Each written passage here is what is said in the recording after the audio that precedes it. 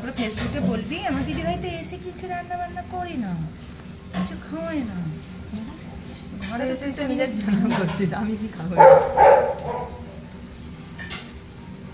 খেতে গিয়ে এই একটার জন্য ওই পাতা আমি না, এটা এটা টিফিন বক্সে দিয়ে দে, আমি খেয়ে নেবো। টিফিন বক্সে হবে না, মারতে হবে পাতাগুলো।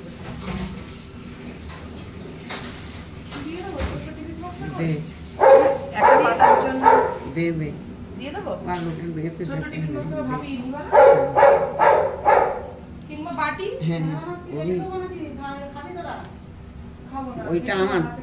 ওইটা আমার দিবি না, ওইটা না না এই এটা আমার অত ইয়ে ছোট টিফিন বক্স কিংবা বাটিতে করে দিলে।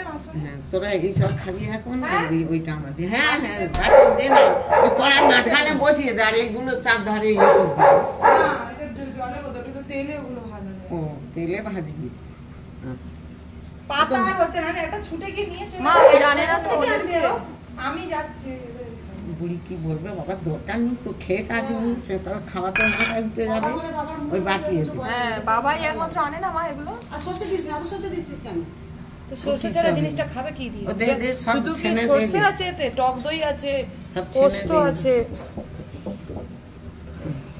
তো খাবেটা কি দিয়ে? মেখে মেখে তো এই